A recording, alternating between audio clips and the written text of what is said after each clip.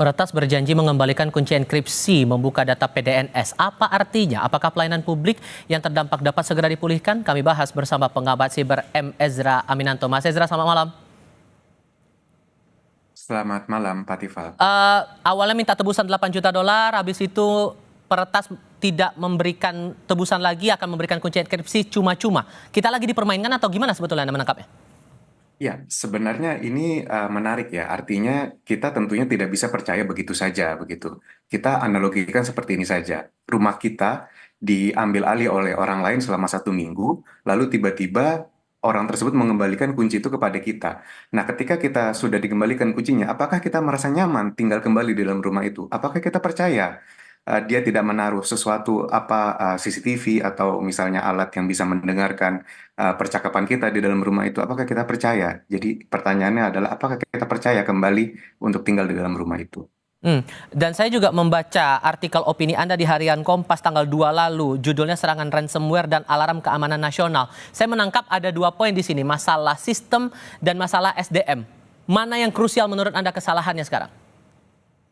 Tentu dua-duanya tidak sama pentingnya begitu ya Mas Tifal, karena sistem juga penting dan SDM juga penting. Jadi di dalam permasalahan ransomware ini sebenarnya kita tidak bisa hanya bergantung dari kecanggihan sistem yang kita miliki, pertahanan sistem yang kita miliki, tapi kita juga harus bergantung terhadap kapabilitas dari sumber daya manusianya. Karena mayoritas serangan ransomware ini pintu masuknya itu adalah dari sisi manusianya gitu. Tidak bisa sulit menembus pertahanan teknis, tapi biasanya dari mengeksploit kelemahan dari sisi manusianya. Oke, dan dalam artikel Anda juga memberikan 5 poin pelajaran dari kasus ini. Yang paling pertama soal backup. Ini perbaikannya gimana untuk sistem kita berikutnya begitu? Karena kan dari Komisi 1 sudah menyarankan harus semua data di backup begitu. Pelajarannya backupnya tuh harus sebanyak apa sistem yang harus kita buat dengan PDNS yang cuma 3 begitu? Baik, tentu berbicara mengenai backup, semakin banyak backupnya, tentu semakin baik. Tetapi masalahnya adalah, limitasinya adalah mengenai budget. Seperti yang tadi sudah disampaikan juga oleh Bapak Menteri ya, bahwa sebelum ini apa namanya mandat untuk backup data ini adalah opsional begitu, tidak wajib, tidak mandatori. Nah, tapi dengan adanya kejadian ini menjadi pelajaran yang sangat berharga bagi bangsa Indonesia, terutama bagi pemerintah untuk dapat mewajibkan apa namanya backup data ini di seluruh kementerian dan lembaga. Dan mengenai berapa jumlahnya itu tidak ada best practice ya, maksudnya tidak misalnya 3, 5. Yang penting ada backup dan itu harus apa namanya up to date begitu ya. Tidak bisa misalnya backup 1 bulan sekali atau misalnya seminggu sekali. Jadi harus mendekati real time begitu backupnya. Dan Anda juga menyarankan pembentukan data recover center. Ini sistemnya apakah sama dengan crisis center yang diusulkan oleh DPR juga harus dibentuk kalau sewaktu-waktu terjadi hal yang sama?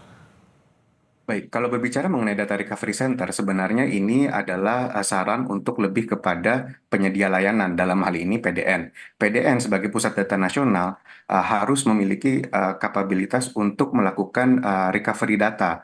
Begitu. Jadi ketika terjadi kejadian-kejadian seperti ini, tidak hanya ransomware, tapi juga serangan-serangan lainnya, kita tidak perlu terlalu pusing dengan hal itu karena kita bisa dengan cepat merecovery data dari data recovery center ini. Nah, tapi lagi-lagi ini bukan hanya kewajiban dari penyedia layanan, dalam hal ini Kominfo atau PDN ini ya, tapi juga bagi seluruh stakeholders dalam hal ini seluruh kementerian dan lembaga terkait yang memakai layanan dari PDN ini. Jadi semua dari hulu sampai hilir harus melakukan backup data. Ada pengakuan menarik sebetulnya dari BSSN. Kita butuh sebetulnya 8.000 ahli siber, tapi yang bisa dihasilkan hanya 100.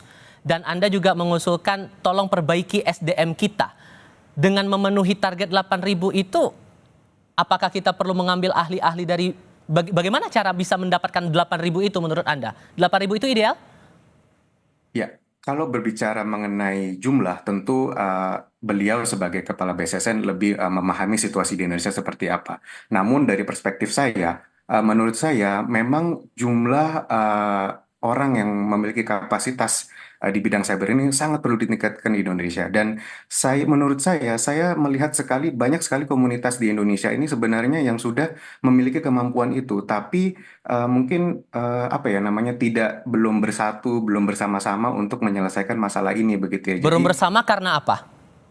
nah itu mungkin apa namanya istilahnya kalau saya bilangnya belum dipanggil begitu ya, belum dipanggil untuk bersama-sama duduk bersama satu meja untuk menyelesaikan masalah ini. Tapi saya percaya banyak sekali orang-orang Indonesia, terutama yang saya kenal begitu ya yang masih tinggal di luar negeri, memiliki kemampuan seperti ini begitu.